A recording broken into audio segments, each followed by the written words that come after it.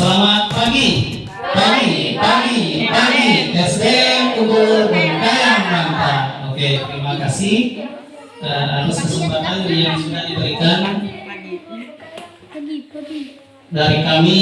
Ucapkan terima kasih banyak karena kedatangan Bapak dan Ibu pada hari ini di sekolah kita ini. Jadi untuk kegiatan kita pertama itu mulai dari pembukaan. Tadi sudah pembukaannya. Kemudian nanti ada kegiatan, kita akan coba memulai kegiatannya. Jadi sebelum kita ada kegiatan penerimaan amplop kelulusan, kita ada kegiatan ya. Jadi kegiatan kita ini temanya itu tentang budaya positif. Jadi semua sekolah ini sudah mulai membicarakan tentang budaya positif ya, Bapak dan Ibu. Jadi bukan hanya sekolah kita, salah satu sekolahnya itu sekolah kita juga ya. Jadi dari pihak sekolah ini mau menyampaikan kepada Bapak dan Ibu tentang budaya positif. Oke, kita langsung mulai saja ya. Baik Bapak dan Ibu, puji dan syukur kehadirat Tuhan Yang Maha Esa atas petunjuknya hari ini, atas berkatnya kita bisa berkumpul di ruangan ini.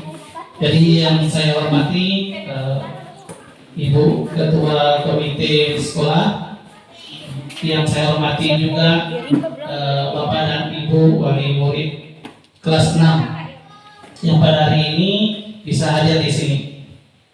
Jadi sebelum tadi sudah saya bicarakan dari awal bahwa kegiatan kita ini dimulai dengan kegiatan penyampaian informasi yang akan saya sampaikan, yaitu tentang budaya positif.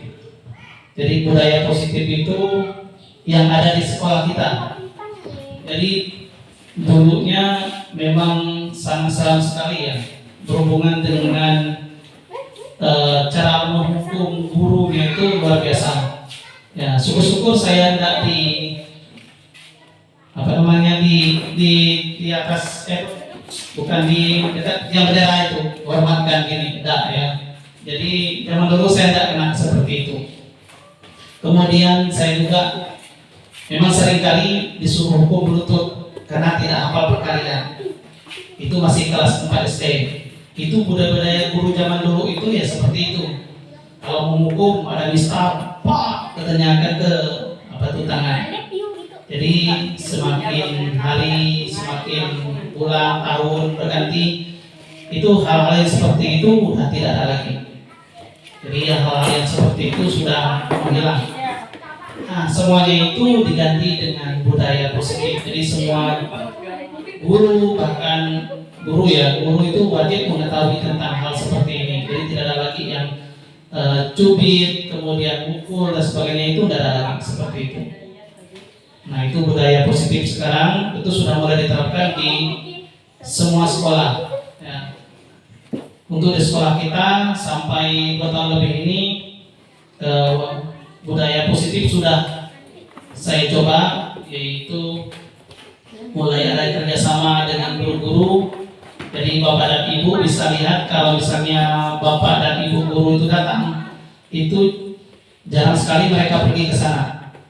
Mungkin karena mereka lambat, mungkin dia pergi ke sana. Tapi setelah itu dia balik lagi ke ruangan ini, ngobrol sama-sama. Memang sih kuncinya cuma satu kemarin tuh, kopi. Kalau ada kopi, pasti mereka datang.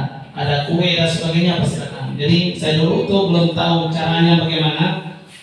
Akhirnya untuk menyatukan guru-guru itu, akhirnya saya coba di sini. Dulunya kan nggak keras ya, yang kepala sekolahnya zaman dulu itu kan ya memang agak keras. Terutama yang terakhir ini kan sampai hal-hal yang kotor pun disebutkan juga. Nah, yang perilaku seperti itu tidak boleh, apalagi sebagai seorang kepala sekolah kan. Jadi saya itu dari awal kemarin sudah membawa hal-hal yang positif ke sini. Yang negatif tidak ada lagi. Mudah-mudahan sampai saya selesai menjabat, budaya positif masih ada di SD 09 Sisipun. Jadi nanti Bapak Ibu cuma mendengarkan saja ya. Kalau mau bertanya, memang nggak ada segala waktunya, cuma 1 jam aja. Jadi hanya dengarkan aja. informasinya. Jadi menjadi pendengar yang baik.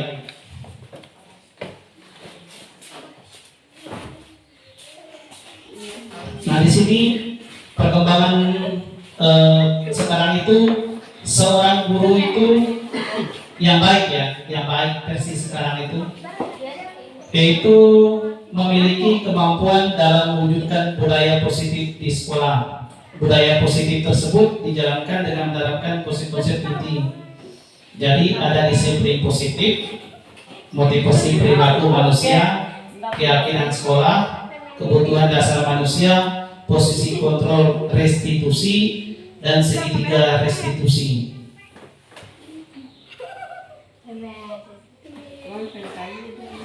Mungkin Bapak dan Ibu bingung, apa yang disebut kampanye ini? Bingung ini apa yang dimaksud dengan disiplin positif dan sebagainya. Jadi Bapak dan Ibu, guru sekarang itu bukan hanya disiplin, masuk, nggak seperti itu lagi, atau menghukum. Kamu ini sudah terlambat, ini pergi keliling lapangan. Nggak ada lagi seperti itu ya Bapak dan Ibu. Sekarang guru sekarang mencoba untuk menerapkan disiplin yang positif. Disiplin positif itu tidak merugikan, ya. Jadi yang dimaksud dengan disiplin positif itu suatu cara penerapan disiplin yang mengajarkan anak bertanggung jawab dan menumbuhkan kesadaran diri berdasarkan nilai-nilai kebajikan. Jadi ngajarin mereka itu tidak harus dihukum keliling lapangan, tidak harus menuntut ataupun dipukul, tidak lagi seperti itu. Jadi sekarang guru-guru sudah belajar bagaimana mereka harus menerapkan disiplin positif ke siswa. Jadi disiplin itu nanti efeknya ke anak bapak dan ibu, supaya anak bapak dan ibu itu bisa bertanggung jawab. Kemudian bisa menumbuhkan kesadaran dirinya, sadar bahwa dia salah gitu. Jadi tidak harus dihukum atau dipukul. Jadi zaman sekarang itu tidak lagi seperti itu ya bapak dan ibu. Jadi disiplin positif sekarang udah wajib nih, harus diterapkan di semua sekolah. Jadi kalau hal-hal yang berhubungan dengan kekerasan, tolong laporkan. Kita sudah membentuk tim khusus untuk kekerasan yang berhubungan dengan siswa. Jadi kalau ada hal yang seperti itu, cepat laporkan dengan guru atau dengan kepala sekolahnya. Ya, sekarang tidak ada lagi zaman seperti itu. Jadi disiplin positif sudah disebarkan ke semua sekolah. Kemudian setelah guru itu mengetahui tentang disiplin positif, jadi disiplin positif itu lebih diarahkan ke disiplin diri yang dapat mengontrol diri dalam melakukan segala tindakan. Jadi kalau guru sudah menerapkan disiplin positif yang baik tadi, maka itu berhubungan ke pribadi masing anak. Jadi kayak gitu ya. Jadi tidak lagi seperti takut dan sebagainya, atau bapak dan ibu lihat nomor tangan kaki itu tidak ada lagi ya. Jadi guru sudah mulai belajar tentang disiplin positif. Jadi intinya tidak akan marah-marah lagi lah intinya itu. Dan berusaha memberikan yang terbaik lah untuk siswa, jangan sampai marah-marah lagi. Atau hal yang berhubungan dengan kekerasan. Disiplin diri dapat membuat murid memahami dan menyadari berdasarkan motivasi internal, bukan akibat paksaan, pujian ataupun hukuman. Nah ini yang saya sampaikan, bahwa setelah mereka mengetahui tentang disiplin positif, setelah mereka melihat hal yang positif dari sebuah disiplin, maka anak-anak itu munculnya dari dalam dirinya, dari internal itu di dalam dirinya. Jadi kalau misalnya dia udah datang terlambat, lalu dibuatlah sebuah konsep supaya anak itu jangan sampai datang terlambat lagi. Nah, itu yang dipelajari oleh guru-guru. Jadi bapak dan ibu melihat anak yang berubah seperti itu seharusnya syukur ya bapak dan ibu ya. Yang anaknya sering bolos, yang malas bangun, akhirnya cepat dia datang ke sekolah. Mungkin bapak dan ibu pernah melihatnya, yang dulunya lama datang sekolah, kasih ngantuk dan sebagainya. Lalu tiba-tiba di satu hari itu dia cepat datang ke sekolah. Nah itu diakibatkan dari motivasi dari dirinya, bukan karena dia dihukum suruh lingkaran pusat dan sebagainya. Itu tidak ada lagi seperti itu. Jadi guru tuh kalau ada bapak dan ibu dengar ada anaknya yang dicubit, pernah beberapa tahun lalu tuh pernah ada yang gitu kan, dicubit, dipukul apa semua gitu kan. Bahkan ada orang tua datang ke sini waktu itu. Kalau tidak salah saya tuh dengar tuh katanya ibu Korea waktu itu ya, yang ada orang tuanya yang anaknya apa tuh ibu kepala dusun tuh. Ini datang ke sini nih, gara-gara dicubit sedikit orang tuanya datang ke sini, lalu mulai marah di sini. Pernah dulu tuh yang tahun kemarin anak siswa yang tahun kemarin itu anaknya yang laki itu. Nah itu datang orang tuanya datang ke sini nih, marah-marah dengan ibu Kori itu, ditolongnya ibu Kori itu kemarin itu. Nah, jadi hal yang seperti itu untuk zaman sekarang tidak ada lagi. Jadi bapak dan ibu, kenapa kok anak saya itu berbeda ya? Misalnya kalau dia sering datang terlambat, lalu tiba-tiba datangnya cepat. Nah itu biasanya karena anak itu sudah mendapatkan informasi atau disiplin positif dari guru tersebut, sehingga muncul dari dalam dirinya untuk memperbaiki yang salah tadi, bukan karena dia dipukul dan sebagainya. Jadi udah terbaru sekarang seperti itu, tidak lagi hukum lagi lah. Nah ini yang penting nih. Nah ini nanti waktu SMP nanti sebenarnya dari SD sudah ada sih. Cuma SD kita agak lambat, kita masih menggunakan kurikulum 2013. Nanti di SMP nanti, ini nanti mereka akan pelajari. Sebenarnya dari SD, tapi kita agak lambat. Mudah-mudahan nanti di SMP mereka bisa pelajari seperti ini. Jadi 6 karakter profil pelajaran Pancasila. Nah ini yang paling keren. Jadi nanti untuk sekolah kita memang lambat, tapi mungkin dari tingkat rendah seperti mungkin sudah ibu ya. Mungkin sudah hal seperti ini kan. Jadi nanti yang kelas 6 akan belajar seperti ini nanti. Jadi bapak dan ibu perlu tahu bahwa 6 karakter itu, yang pertama itu beriman, bertakwa kepada Tuhan Yang Maha Esa dan berakhlak mulia. Jadi nanti anak bapak dan ibu itu masuk atau belajar di profil pelajar Pancasila itu ada 6 karakter itu beriman. Jadi yang rajin sembahyang, ya. Kemudian mandiri, berkebinekaan global, bergotong royong, kreatif dan bernalar kritis. Ya, pusing Pak Bapak dan Ibu kan? Itu ada nanti di SMP nanti. Jadi Bapak dan Ibu dengar materi seperti itu atau 6 karakter profil pelajar Pancasila udah tahu gitu bahwa itu ada 6 semuanya. Jadi 6 karakter itu yang berhubungan dengan profil Pancasila ini itu nanti akan dipelajari di SMP. Dan dipelajari di SMP, nanti bapak dan ibu udah usah khawatir lah. Anak bapak dan ibu nanti pasti akan menjadi anak yang mengenal namanya pelajar Pancasila. Jadi mereka itu lengkap lagi, beriman dan bertakwa, berarti rajin sembahyang. Itu ceritanya, ini rajin sembahyang, rajin berdoa. Anak bapak dan ibu itu kalau disuruh bisa hari Minggu sembahyang, nah itu masuk ke beriman bertakwa.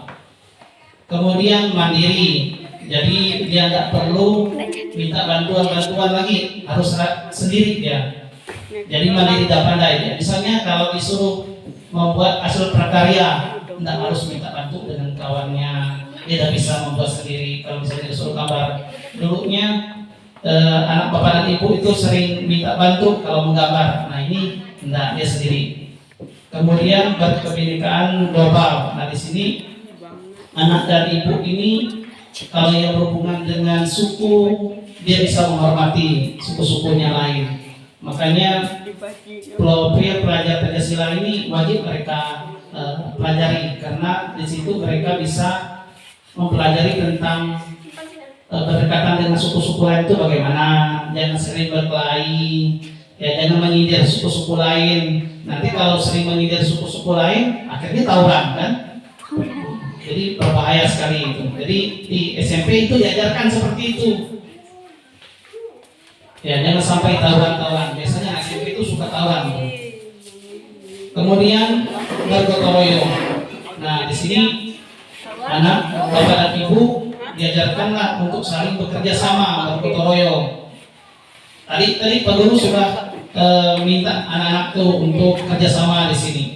Tapi ada beberapa siswa yang duduk santai lihat kawannya kerja. Hal yang seperti ini nanti dinilai gurunya jangan salah. Karena di dalam kerja anak ini tinggal santai, tinggal dia lihat kawannya kerja, itu rendah nilainya nanti. Dia ada nilainya. Yang kerja ya dia nilainya bagus. Yang tidak kerja gimana kita mau berikan nilai? Makanya itu ada bergotong royong, saling membantu bapak dan ibu. Bukan hanya satu orang saja, misalnya menyusun kursi satu orang, padahal ada 11 semuanya. Ada yang bagian nyapu, ada yang bagian menyusun kursi. Nah itu salah satu bentuk bergotong royong. Ada anak bapak dan ibu seperti itu. Ketika ada kerjasama seperti ini, lihat mereka. Ada yang duduk, ada yang menenun. Nah apa yang pikirnya? Padahal kawannya udah ada kursi, udah manggil sapu. Nah, dia nggak ikut, dia hanya menung saja, senyum-senyum. Bagus tepuk tangan. Nah, anak yang seperti itu, ya anak yang seperti itu bukan termasuk pelajar Pancasila. Mau bergotong royong dia dulu kawannya, kan? Jadinya untuk hal seperti itu jangan sampailah, karena itu efeknya ke masyarakat. Ketika mau bergotong royong, nah dia udah besar nih, dapat keluarga, itu di rumah. Ada acara apa segala, misalnya ada acara gawai apa segala, ada tetangganya ada acara gawai, dia nonton TV. Selesai seperti itu, nggak mau bekerja sama dengan masyarakat. Hal yang seperti itu yang mau diterapkan oleh pendidikan sekarang. Kemudian kreatif di sini pintar deh ya, dia bisa membuat karya-karya sendiri. Seperti anak kelas 5 tahun kemarin, saya lihat ada kertas tiba-tiba jatuh tanpa ada perintah. Anak itu lalu mengambil nasi, kemudian ditempelkan di kertas, lalu ditempelkan tanpa diberi perintah. Anak itu secara refleks dia kasih itu sudah, nah bisa apa dulu nih katanya. Nah itu kreatif namanya. Jadi anak bapak dan ibu kalau lihat anak yang itu kreatif, bagus itu dia bisa. Kemudian kardus yang biasanya tidak terpakai lalu dibuat, nah itu juga kreatif namanya. Ya, dia bisa memodifikasi barang yang biasa atau barang yang tidak biasa itu, misalnya sampah bisa menjadi hal yang bisa bermanfaat, misalnya pot bunga dan sebagainya. Nah seperti itu, jadi kreatif. Jadi anak bapak dan ibu kalau sudah memiliki semuanya seperti ini, wih mantap, ya, rajin beribadah sembahyang. Kemudian mandiri, dia bisa kerja sendiri. Kemudian berkependidikan global, dia dengan suku itu nantilah taknya saling toleransi, menghormati. Kemudian sering bergotong royong. Tadi saya lihat di sini ada beberapa siswa yang mau bergotong royong, tanpa ada perintah mereka mau. Nah itu bagus. Kemudian kreatif itu tanpa ada perintah dia bisa membuat sendiri. Kemudian ada barang-barang bekas yang tidak terpakai dia bisa mengolahnya. Nah yang terakhir adalah benar kritis. Jadi kalau acara seperti ini ada kegiatan atau pertemuan, Pak izin nanya, ya, yang tadi Pak Guru jelaskan, ini maksudnya seperti apa? Ah itu benar kritis. Dari semua peserta seperti ini, dia sendiri yang nunjuk tangan. Anak itu termasuk benar kritis. Bukan anak yang tidak tahu ya, tapi dia mau bertanya, mau ingin tahu gitu. Jadi dia ingin tahu bertanya. Pak Guru saya mau bertanya. Nah, seperti itu. Itu benar kritis. Nah itu nanti ke depan semua anak yang seperti itu nanti tidak ada satu orang nunjuk, tapi kalau bisa semuanya nunjuk. Itu zaman sekarang bapak dan ibu. Jadi tidak ada guru yang di sini ngajar, muridnya mendengarkan. Ada lagi sekarang gurunya hanya mengadu saja. Semua orangnya yang murid itu yang bekerja. Jadi apa gunanya guru katanya? Guru itu hanya membimbing, mengarahkan mereka bagaimana mereka bisa menyelesaikan tugasnya itu.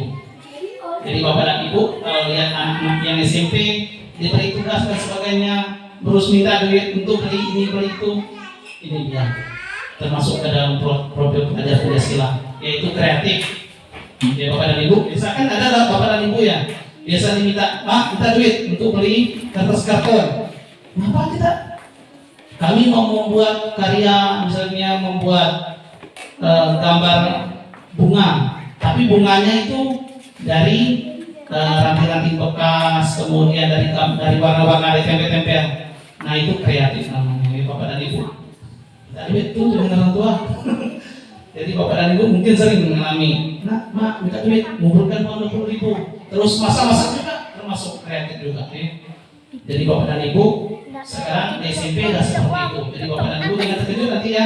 Kok bisa ya di SD dalam terus. Sekarang anak-anak sekarang banyak dari mereka lagi buat sesuatu gitu.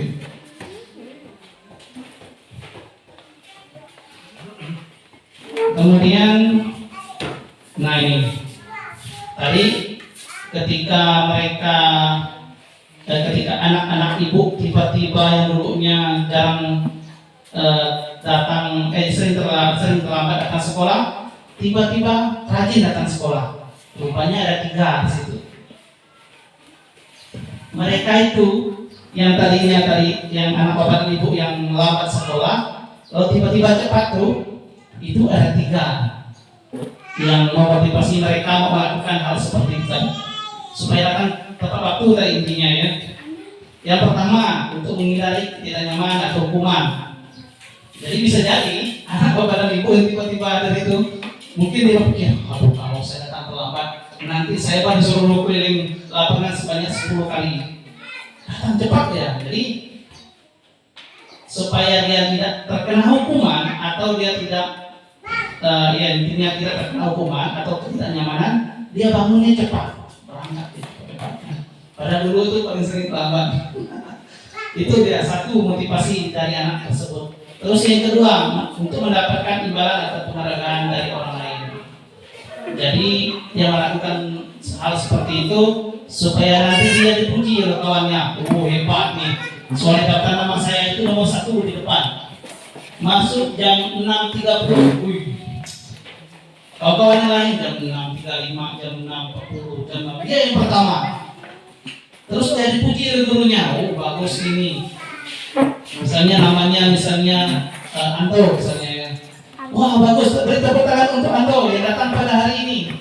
Paling awal jam 6.30. Jadi anak tersebut merasa nyaman, dia merasa karena dia mendapatkan penghargaan dari orang lain berupa tepuk tangan. Hebat datang. Besoknya kawan yang lain mengalahkan. Aku berbuat cepat lagi jam 6.29 misalnya. Hanya di situ ya. Jadi itu dia ya. Jadi itu motivasi anak tersebut mau melakukan hal tadi itu yang datang cepat. Kemudian yang ketiga, untuk menjadi orang yang mereka inginkan dan menghargai diri sendiri dengan nilai-nilai yang mereka percaya. Jadi mereka itu ingin dihargai. Biasanya setiap anak itu biasanya kan manja tuh biasanya.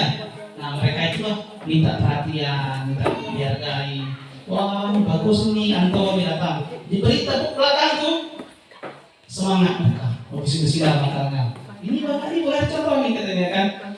Jadi dia dihargai oleh teman-temannya. Bagus siapa tepuk tangan untuk Anto katanya. Karena dia datang lebih awal. Jadi seperti itu. Jadi anak-anak itu bukan hanya untuk dipuji tapi dia mau dihargai. Jadi begitu juga dengan gambar-gambarnya ya. Keren, cantik. Padahal gambarnya hanya coret-coret. Tapi kita wajib menyanjungnya karena itu positif. Biar dia semangat gitu. Jadi itu motivasinya. Kemudian, nah ini dari nanti SMP nanti udah mulai tuh. Tidak ada lagi kata guru yang memberi hukuman. Jadi hukuman itu sudah ada ditempel di depan. Jadi bapak dan ibu kalau melihat anaknya sering cepat datang, kemudian dia jarang dapat, mereka itu ada sebuah aturan yaitu keyakinan sekolah. Lengkap semuanya di depan tulis. Itu mereka sendiri yang buat. Ini. Jadi mulai hari ini kita masuknya jam 7 ya anak. Setuju? Setuju. Tulis itu masuk jam 7 tepat waktu. Itu mereka sendiri yang milih, bukan bapak dan ibu gurunya. Oke, gitu. Terus kalau misalnya Anda datang tepat waktu, bagaimana? Apa yang harus kita lakukan untuk teman-temannya? Ada yang mengusulkan, Bu, saya mau si ayah datang terlambat itu ambil 2 ember untuk bersih-WC. Terus yang satu lagi, oh enggak, ngumpul sampah 10 katanya kan? Ngumpul sampah 10. Jadi kita nih mau yang mana? Ngumpul sampah 10 buah katanya. Udah tulis di sini. Nah, udah sip semuanya? Sudah Pak Guru. Nah, ini peraturan atau keyakinan kelas kita. Jadi jangan sampai dilanggar ya, anak-anak. Nah, seperti itu. Jadi sudah ditempelkan di depan.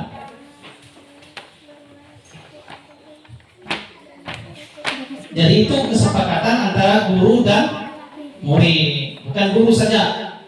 Dan ditempel peraturan. Tata tertib sekolah 1 masuk pukul 7. Nah, anak-anak ditanya. Masuk pukul 7. Terus yang kedua, kalau terlambat 10 menit, hukumannya keliling lapangan 3 kali. Tidak ada seperti itu. Tapi semuanya ini sudah disepakati bersama dengan anak-anak bapak dan ibu. Jadi kalau bapak dan ibu melihat ada kejadian misalnya anak bapak dan ibu misalnya ngumpul sampah, katanya dulu, jangan nyalahkan dulu. Ini gara-gara guru nih, maksa saya mau belajar dulu suruh ngumpul sampah. Karena mereka tuh sudah sepakat di dalam kelas bahwa kalau nggak 10 menit udah disuruh ngumpul sampah seperti itu. Ya, itu keyakinan sekolah. Nah, di sini contohnya bekerja sama menjaga kebersihan kelas. Nah, itu kesepakatan bersama.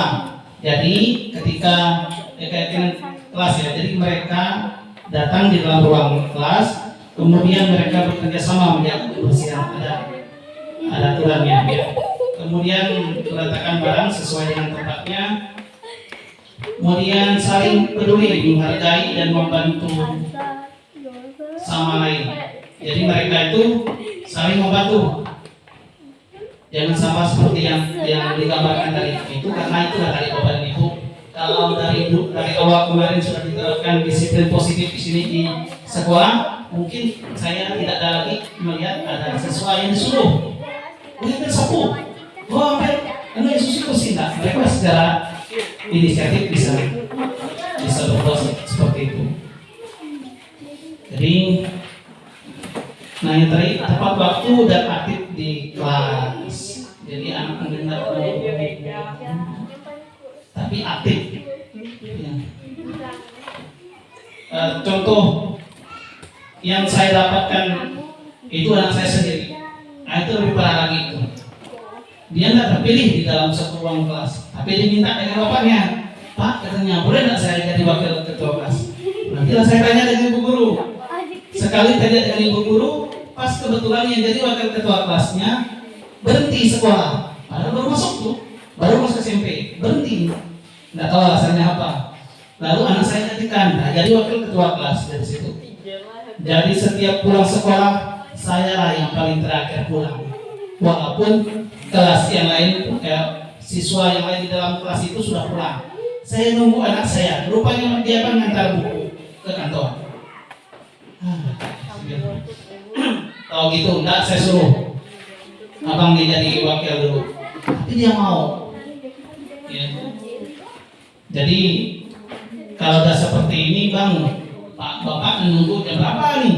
Nunggu apa katanya? Nunggu saya ngantar buku dulu. Jadi teman-temannya udah pulang, saya baru terakhir pulang, nunggu dia datang tuh. Karena kawannya udah pulang duluan, baru dia. Karena dia harus ngantar buku, ngantar ke kantor. Nanti SMP lagi seperti ini. Nah, ternyata efek saya memberikan seperti itu membuat anak saya itu rajin belajar. Akhirnya kemarin pada saat ujian ulangan ini dia nomor 2 yang tidak remedial. Jadi yang juara 1 dengan juara 2. Kalau kemarin dia juara 2. Anak saya itu ranking 2. Saya tak nyuruh dia turun ranking. Saya beritahu, nak, kalau udah usah ranking kelas anak, bilang. Yang penting bisa naik kelas, bersyukur lah. Jadi saya tidak membebani anak itu. karena bapaknya dulu udah terbeban tiap hari angkum harus belajar bagus-bagus di sana. Akhirnya setiap pagi itu saya baca buku, jadi buku tuh nempel di kepala. Ngantuk kalau pagi kan ngantuk ya, nempel di kepala.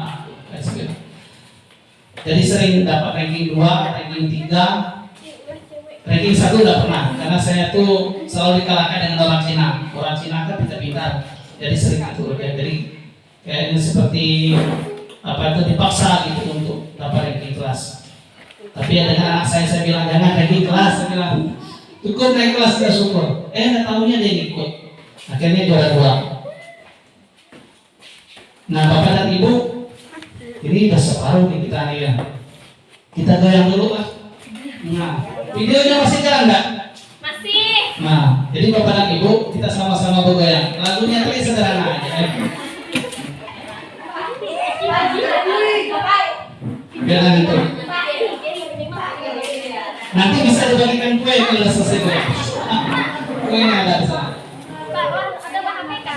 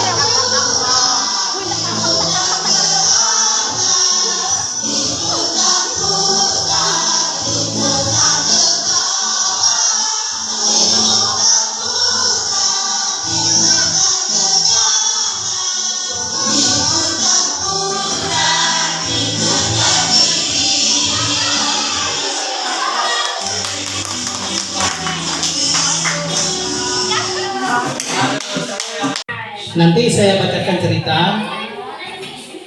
kenapa seorang anak itu melakukan sebuah kesalahan.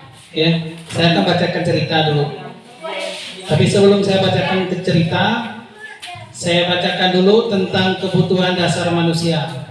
Nah, yang pertama itu bertahan hidup. Bertahan hidup. Jadi dia melakukan sesuatu itu untuk bertahan hidup.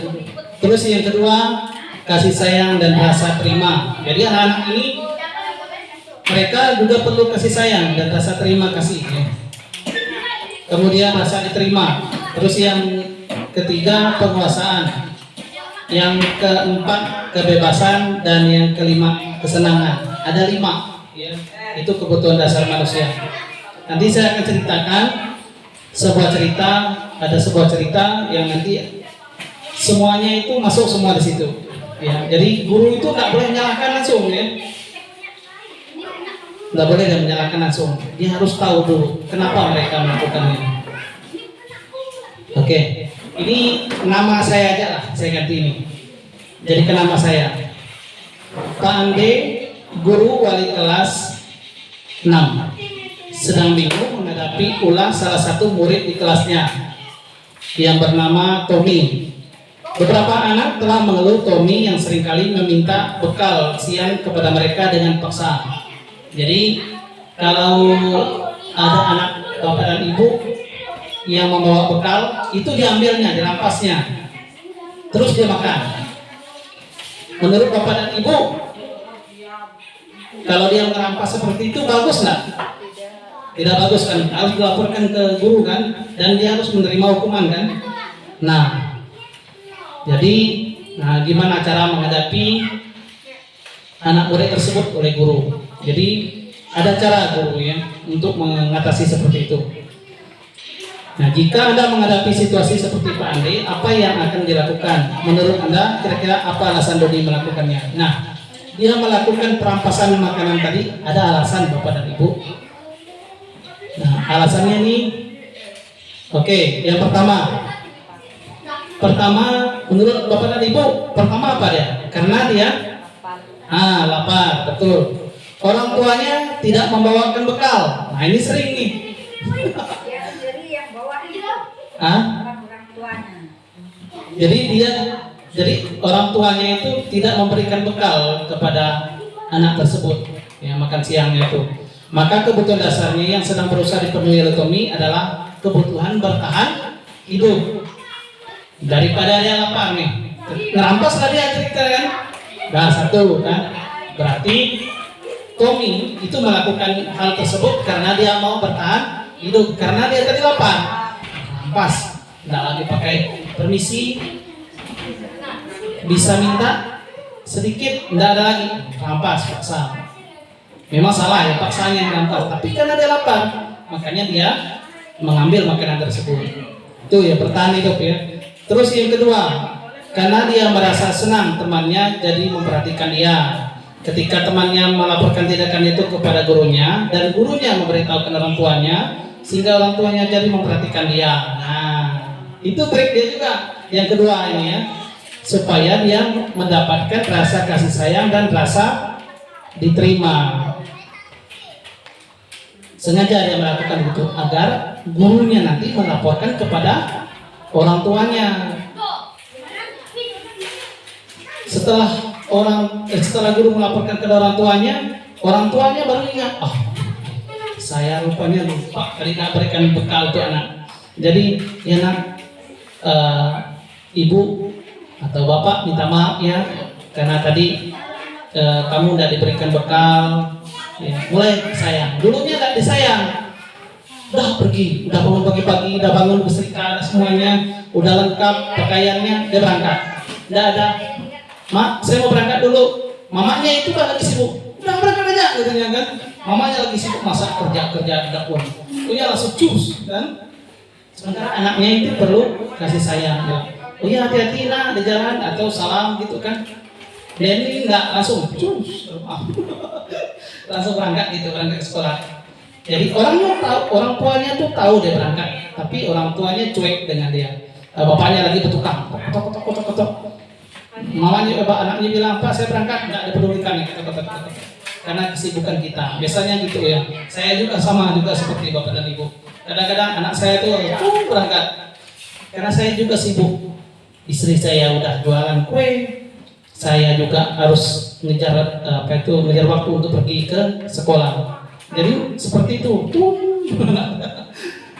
Jadi hal seperti itu, ketika dia melakukan itu tadi cerita yang tentang Tommy itu, dia kepingin kasih sayang, rasa prima. Nggak dapat kasih sayang dari orang tua, nggak lagi dia melakukannya. Terus yang ketiga, alasan yang ketiga itu karena temannya jadi takut dengan dia dan menuruti keinginan dia. Jadi kekuasaan. Kalau dia ngerampas besok hari ini, temannya pasti takut kan? Teman. Terus nangis kan? Nah besoknya itu kawannya dirampas itu tadi takut nggak dengan yang tadi? Oh ini udah preman nih dalam sekolah kita nih katanya. Itu preman tadi kemarin pas ada rampas apa namanya itu nama kerannya. Kita harus ada kenangannya, kita lari ya, kita cari jalan lain. Nah itu berhubungan dengan kekuasaan. Jadi yang tadi Tommy ini maunya ada kekuasaan di situ. Bahkan saya sering dulu waktu SMA ya, kawan saya berpinta kawan saya. Dek, 2.000, ya kan? Uang saya 5.000 jajan. Dulu kau nanti kau tanyakan. Begini kan, apa tuh baju saya tuh, ya. Kau laporkan dengan guru katanya kan. Nah, dia tuh kekuasaan. Bahkan tak besar kena juga saya. Astaga, memang nasib saya nih. Di rumah saya ada anak saya tuh, dulunya dia belum jualan. Karena saya pertama kali jualan, jadi kan sampahnya banyak nih, sampah kami atau plastik. Mungkin karena dia marah, dia ambilnya tong sampah, diisinya sampah, kemudian dia tumpukkan di depan rumah saya. Nah, gitu. Mau minjam tang saja, itu udah luar biasa takut dengan dia. Preman, karena dia itu kekuasaannya. Namun semuanya itulah orang bilang ya, apa yang kau buat sekarang baik, maka jalan kau baik. Jahat, ya kan jahat. Akhirnya mau kata mungkin kalian bapak dan ibu tahu ya. Jadi anak saya itu masuk penjara. Di penjara dia itu kan masuk anggota 6 orang itu semuanya. Ternyata apa? 5 orang itu pindah, dia sendiri di sel itu. Di dalam sel dia itu kena bentak polisi di situ. Bahkan dia tidur 3 hari tidak tidur karena dia oleh polisi tersebut. Nah itulah kita, makanya kita jangan jahat dengan orang. Kalau kita jahat dengan orang, kita balasannya nanti. Ingat di atas langit ada langit lagi kan? Biar kita kuat dan sebagainya, tapi ada yang lebih kuat dari kita. Akhirnya kena dia tuh. Kalau nggak diselamatkan dia bisa mati di penjara karena disiksa polisi.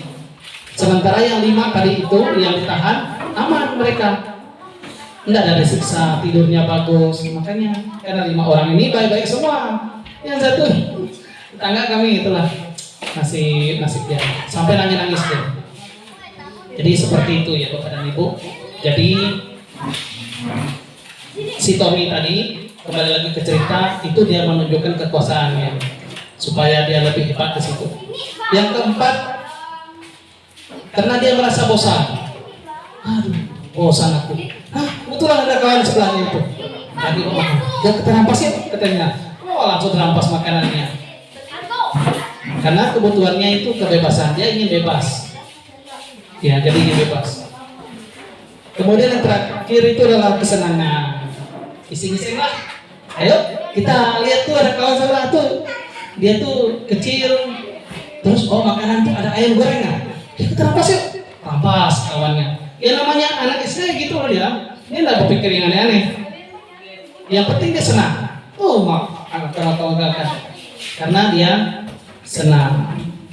Jadi ketika dia tanya oleh bapak dan ibu gurunya, itulah jawabannya. Ada 5 jawabannya. Kalau hal seperti itu dihukum, salah nggak guru? Salah. Kalau dia dihukum misalnya disuruh keliling, itu salah. Untuk aturan yang baru sekarang ya. Jadi anak yang merampas itu nggak boleh langsung dihukum. Biasaan guru-guru sih kalau datang langsung hukum, tapi sekarang ada lagi, nggak boleh seperti itu. Harus ditanya dulu kenapa dia melakukan itu.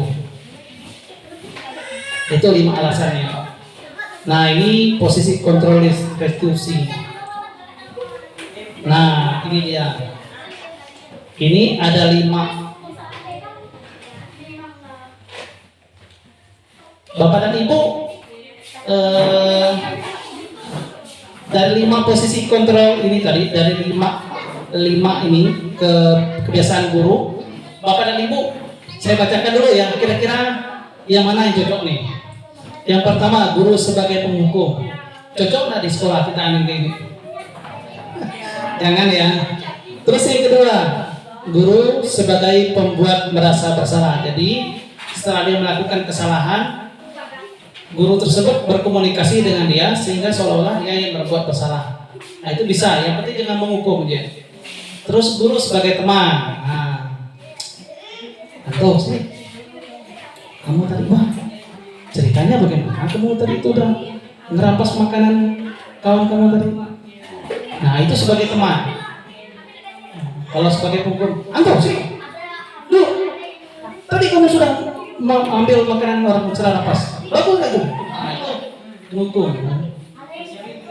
Jadi guru itu ada masing-masing dipanggil. Nah itu tadi sebagai teman. Yang keempat sebagai pemantau.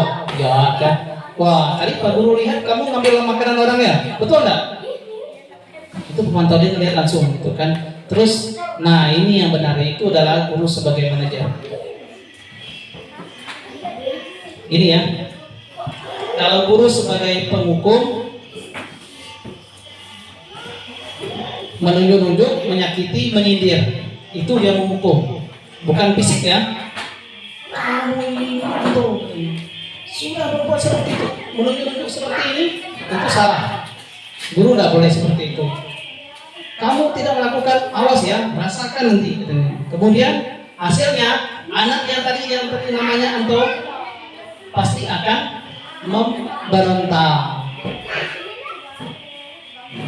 memberontak dia. Kemudian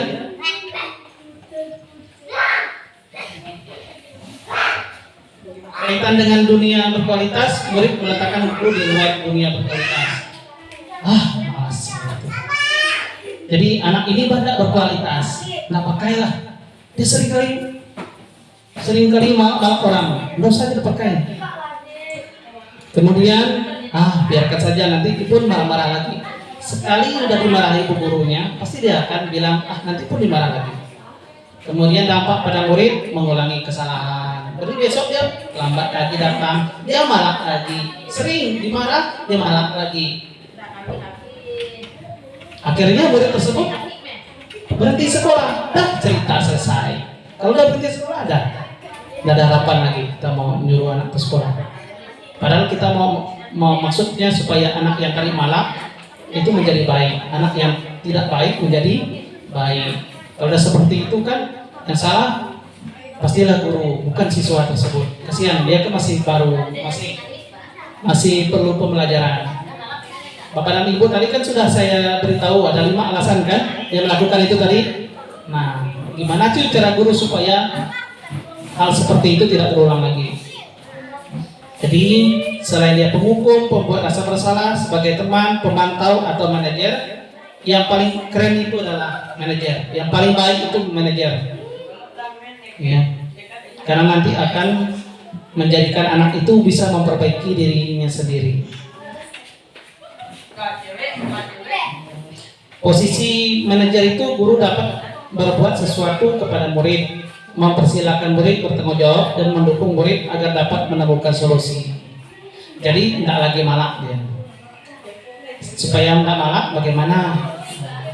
Dari orang tua harus mendukung kan, kasihlah bekal gitu kan, supaya anak ini tidak malak lagi. Jadi guru ini tidak boleh menghukum, jadi dia harus nanya dulu, kamu tadi bang ngambil makanan tadi itu apa? Pak, saya apa? Oh iya kak, kamu tadi gimana? Ada dikasih makan kak di rumah tuh? Enggak Pak Guru, saya mana ada bekal dikasih makan. Tapi kalau saya itu beritahu seperti tadi itu, marah-marah sampai nunjuk gini, dia pasti diam, nggak mau dia ngomong. Tapi kalau dia posisi saya nanti sebagai manajer, mau dia ngomong, Pak Guru, saya mau ngambil kue tadi atau makanan tadi karena anak itu Bang, karena saya itu Bang lapar, jadi bertahan hidup kan. Nah, disitulah kita bimbing anak tersebut. Lain kali jangan gitu ya. Terus nanti saya ngomonglah dengan orang tua kamu supaya kamu kasih bekal, jangan lapar lagi. Sehingga anak itu besoknya tidak melakukan itu lagi. Kemudian ada segitiga restitusi. Nah ini pun makin parah lagi. Kita pun nggak tahu juga kita ada nama-nama. Tapi kemarin saya sudah buatkan video. Kemarin Jerry saya tugaskan dia sebagai kemarin tuh menggunakan sendal. Jadi sudah saya buatkan video seperti drama gitu. Jadi dia tidak bawa sendal, dia menggunakan sendal ke sekolah, sementara yang lain itu kan menggunakan sepatu. Saya buatkan videonya. Saya tanya validasi tindakan yang salah. Oh, kalau ke sekolah nggak boleh lagi menggunakan sendal. Sekarang kan nggak menggunakan sepatu. Kalau misalnya sepatunya nggak ada ya, beritahu mama untuk beli sepatu gitu. Jadi saya buat video. Sebenarnya nggak ada Jerry itu menggunakan apa itu sendal, tapi saya buatkan video supaya nanti anak itu belajar di situ. Kemudian menanyakan keyakinan. Nah di sekolah kita itu kalau menggunakan sendal bagus nggak ya? Bunda Pak Guru. Kalau nanti berbaris-berbaris ada sendal, terus kamu sendiri pakai sendal bagaimana? Malu Pak Guru, karena sekolah kita kan biasanya menggunakan sepatu katanya. Nah gitu. Kemudian menstabilkan identitas. Nah di sini saya ingin membuat kesalahannya itu sebagai proses pembelajaran supaya itu jangan diulangi ya. Nanti kamu diejek oleh kawan kamu nanti. Nah, gitu ceritanya. Jadi menstabilkan identitas. Membuat kesalahan adalah bagian dari proses pembelajaran. Bahwa setiap manusia itu wajib, biasanya itu selalu ada kesalahan. Tidak ada manusia yang sempurna, pasti tetap ada kesalahan. Kemudian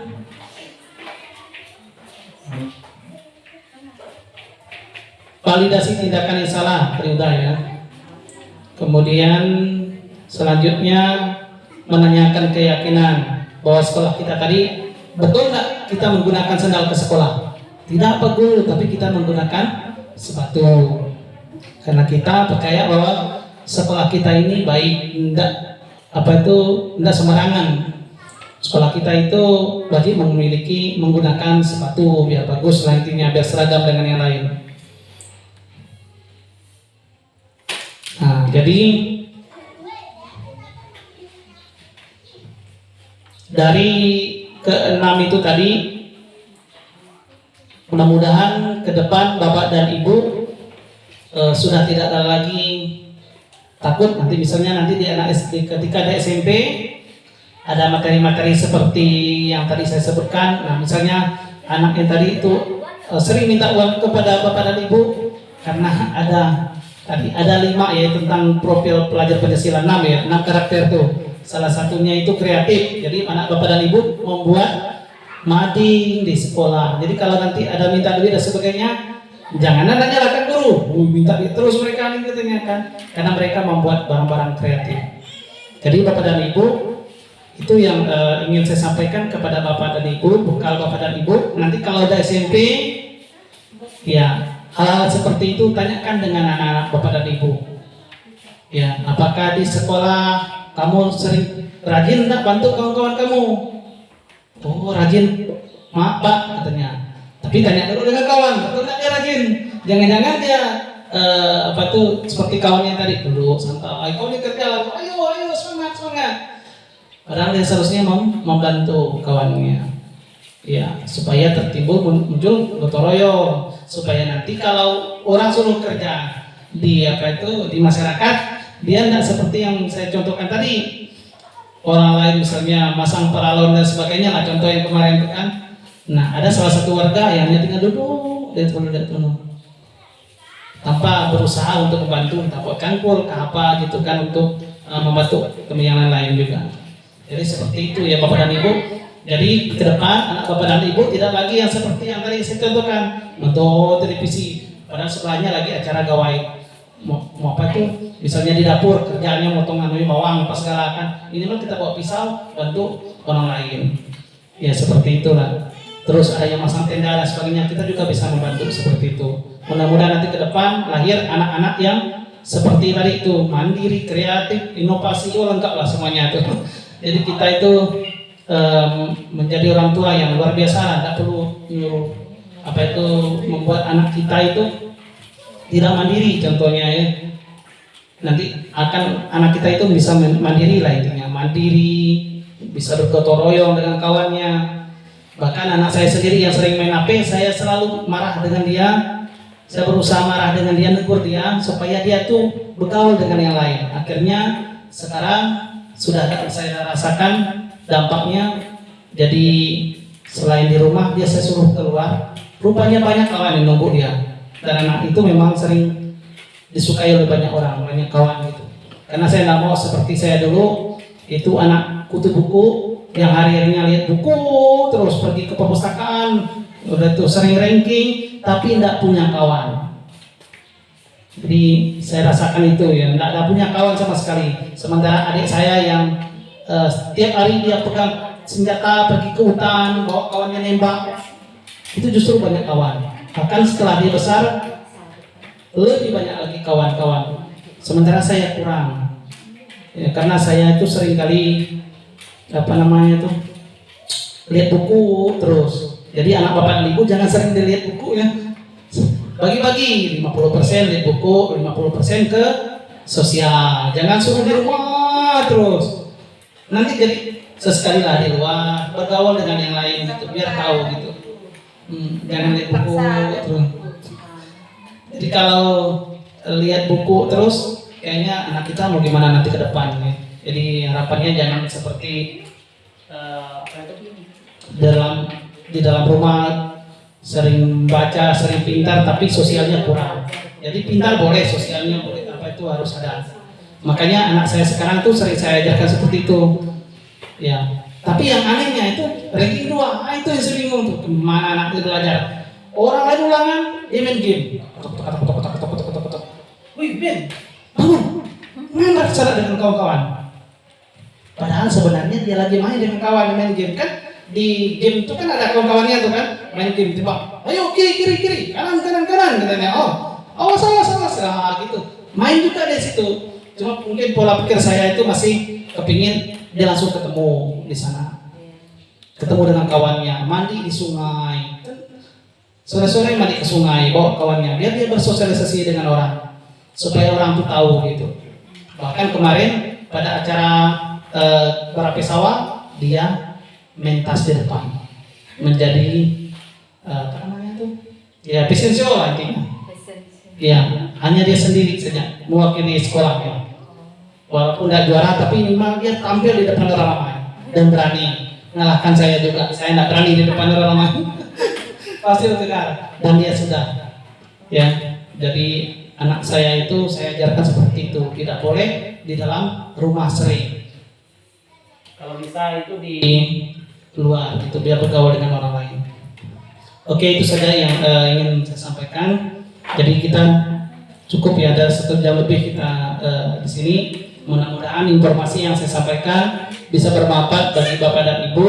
Nanti ke depan Bapak dan Ibu menjadi orang tua yang bijak, yang paham tentang dunia pendidikan yang sekarang. Tidak lagi seperti yang dulu menghukum dan sebagainya. Sekarang dunia pendidikan sudah berubah. Dan seperti itu. Oke. Air minumnya udah tadi kan? Oh, masih kurang, masih ada di sana tuh. Oh, masih. Oke, jadi itu saja yang dapat saya sampaikan untuk kegiatan kita. Terima kasih banyak Bapak dan Ibu. Sampai jam segini Bapak dan Ibu masih standby. Ya, saya ngerti sedikit karena memang kalau ada informasi ini seharusnya ini lebih banyak ke guru ya sebenarnya. atau informasi ke guru, tapi nggak apa-apa lah dari komite, dari apa itu, dari orang tua murid lah, perwakilan minimal ada informasi ini harus sampai. Kalau nggak sampai, sekolah kita ini nanti dianggap apa, akan menolak kemajuan teknologi, padahal itu penting sekali kemajuan teknologi.